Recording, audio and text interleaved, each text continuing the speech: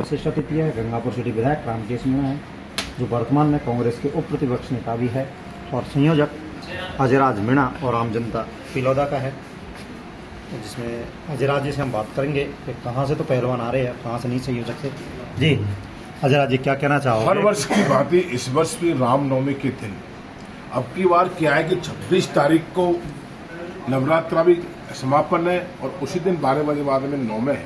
तो सबसे बड़ी बात तो यह है कि 26 तारीख को ही कुश्ती दंगल है और हर वर्ष जब से ये दंगल को मैं सरपंच बनाऊं उसी वक्त से नया आयाम दे रहा हूं। मेरा ये दुर्भाग्य रहा है मानव जाति का कि 21 और 2020 में कोरोना के कारण ये दंगल बन नहीं पाया, तो मैंने फिर 22 में नेपाल से देवा थापा बुलाया, उसके बाद में क्रम से इराक ईरान से पहलवान बुलाए और वो तमाम पहलवान बुलाए जो भारत केसरी है, चाहे वो महाराष्ट्र से बिलोंग करे, चाहे वो उत्तर प्रदेश से जैसे बिलोंग करे, चाहे वो दिल्ली से नासिर हुसैन हो, चाहे वो हरियाणा से अजय गुजर हो, चाहे वो छत्रसाल सिंह स्टेडियम से मोनू पहलवान हो, चाहे वो हरियाणा से हो, चाहे वो पंजाब से, सभी राज्यों को मुख्य पहलवानों को आखिरी की 3 कुश्ती 4 कुश्ती में बुलाया जाता है। अब की बार हमारे इराक से पहलवान आ रहे थे, लेकिन भारत इराक के संबंध खराब होने के कारण फ्लाइट उनकी मिल नहीं पाई, इसलिए हमारा कम से कम 2-3 लाख रुपए का घाटा गया है। फिर भी हमने हमारी एजेंसी में फ्रांस और रूस, फ्रांस से एविल नाम का पहलवान है और रूस से जुबैर नाम का पहलवान है। ये दोनों पहलवानों के एयर टिकट हो चुके हैं, आने जाने के होटल बुक हो चुकी है और ये 26 तारीख को अंतर्राष्ट्रीय कुश्ती दंगल में रूस और फ्रांस के पहलवान का जलवा आपको देखने के लिए मिलेंगे। किरोड़ीलाल के सम्मान में रूस और फ्रांस मैदान में, तो ये एक अट्रैक्शन रोमांटिक मुकाबला, धरती पुत्र किसान केसरी किसानों के बीच में बैठ के ये रूस और फ्रांस का मुकाबला किरोड़ीलाल के सम्मान में और रूस और फ्रांस से मैदान में। तो प्यारे भाइयों, आइए आप एक शाम हेल्थ के नाम, बॉडी के नाम, हर शाम आजकल पहुए के नाम हो रही है, उस शामों को खत्म करके जो नशे की शाम हो रही है, कोई पहुआ पी के रो रहा है, कोई अद्दा पी के रो रहा है, कोई बोतल पी के रो रहा है, कोई बियर पी के रो रहा है। नशे की दुनिया में ये समाज, गिरते हुए समाज को बचाने के लिए, युवाओं को जागरूक करने के लिए ये पैसा पहाड़ी की तरह बहाया जा रहा है। यदि 25-50 युवा भी नशा छोड़ के हेल्थ पे ध्यान दे लेंगे, उनको ये पता लगेगा कि जो फ्रांस और रूस, हरियाणा, पंजाब से जो पहलवान आए हैं, इनकी बॉडी है, इनको इसी बॉडी की दम पर इनको गवर्नमेंट नौकरी मिली है, पहचान मिली है, इज्जत मिली है, शोहरत मिली है, और हम बियर दारू पी के हमारी इज्जत खोई है, हेल्थ खोई है, लीवर फेफड़े खराब हुए। यदि ये लोग इस चीज को समझ गए तो मैं समझूंगा कि मेरे कुश्ती दंगल बनाने का मकसद सफल हो गया। और मुझे ये उम्मीद और आशा है कि मेरे युवा जिस तरह से नशे की गिरफ्त में जाल में आ चुके हैं, वो बहुत जल्द ही इस जाल को तोड़कर माँ बाप के पास जाएंगे, दूध पिएंगे, राबड़ी खाएंगे, दही खाएंगे। आजकल मेरे युवा बियर और दारू पी के माँ बाप को गाली गलौज करते हैं, तो माँ बाप भी नाराज होकर माँ बाप ने भी इनका नाम पौआ सिंह और अद्दा सिंह रख दिया। ये बड़े दुख की बात है।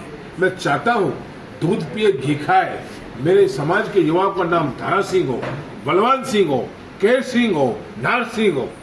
तो जिस तरह से आपने जो दंगल भरवा रहे काफ़ी लंबे समय से, जब से सरपंच के आपने पदभार ग्रहण किया है, उसके बाद से लगातार पुरस्कारों का जो इनामों का है राशि, धनराशि वो भी बढ़ती जा रही है और नई सारी चीज़ें हैं। तो अब की बार क्या चीज़ें रखी गई है एक्स्ट्रा में? देखो, जितना गुड़ डालोगे उतना ही मीठा होता है। जितनी इनाम बढ़ाओगे इतने पहलवान है। हमने पिछली बार फाइनल में ब्रेजा कार दी थी, सेकंड में फार्मटेक ट्रैक्टर दिया था, थर्ड में भैंस दी थी। तो उसमें इराक से पहलवान आए, हरियाणा, पंजाब, जम्मू कश्मीर और महाराष्ट्र से पहलवान आए। अब की बार इनामों को थोड़ा और बढ़ा के स्कॉर्पियो गाड़ी की गई है, सेकंड इनाम ट्रैक्टर, थर्ड भैंस।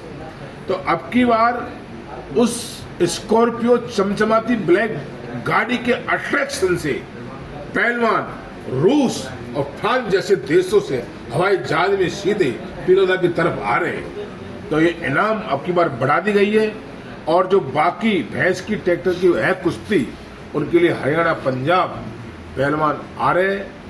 खुला कंपटीशन है, जीतिए इनाम ले जाइए, जिसमें होगी दम इनाम लेगा वही। नहीं तो जिसमें और क्या क्या विशेष आकर्षण रखा गया है? विशेष आकर्षण में जैसे कि हमारे यहाँ बड़ा तालाब है तो तैराकी प्रतियोगिता रखी गई है। बच्चे दौड़ते हैं तो बच्चों के लिए दौड़ प्रतियोगिता है। उसके बाद में ऊंट है तो ऊंटों की दौड़ है, घोड़ी है तो घोड़ी प्रेमियों के लिए घोड़ी की दौड़ है, साइकिल प्रेमियों के लिए साइकिल की दौड़ है, और जो नाल उठाता है उसके लिए नालों का भी कंपटीशन रखा गया है। सभी जो बाहर के पहलवान है उनके लिए एयर टिकट, खाना पीना, होटल के सबकी व्यवस्था की जाइए। लोकल पहलवान भाई आते हैं, उनके लिए खाने के लिए भंडारा चलता है माता जी का, पीने के लिए पानी की व्यवस्था बोतल की जाएगी। और माँ लहकोट देवी की असीम कृपा से मौसम भी ठीक है, तो आगे देखिए क्या भली करती है। कुश्ती दंगल के साथ साथ मेला भी मुख्य आकर्षण रहता है।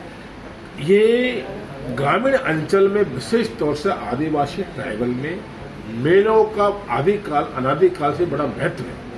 तो माँ लहकोट देवी, जिसे हम कैला देवी की छोटी बहन मानते हैं, तो कैला देवी का तो मेला महीने भर चलता है, लेकिन माँ लहकोट का मेला 3 दिन चलता है।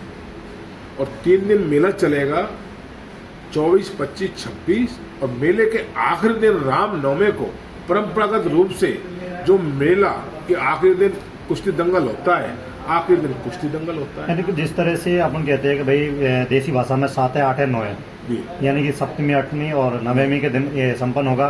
और उसी तर्ज पे जिसके यहाँ से होने के बाद में जो अष्टमी और 9वीं और 10वीं को लास्ट में 10वीं का मेला होता है, वो बरवासन देवी का होता है जी। तो शायद कहीं ना कहीं एक परंपरा है जो हमारे हिंदू रीति रिवाज में, हमारे देसी अंचल में, तो देवियों के जो मेले हैं नवरात्राओं में, तो वो कंटिन्यू जारी होते हैं और लगातार हर जगह में बरवासन का देख लो, लहकोट देवी का देख लो, और भी कैला देवी का मेला है, भी कई ऐसे मेले लगते हैं जिनके अंदर ये कुश्ती दंगल भी होते हैं, नाल प्रतियोगिता भी होती है, और भी कई आपसी मेल जोल के लिए सारी चीज़ें बनाई गई। आपसी मेल जोल, भाईचारा, वो जमाना था जब गांवों से बरवासन मेले में, कैला देवी मेले में 50-50 लोग पैदल जाते थे, हाथ में लाठियां लेकर।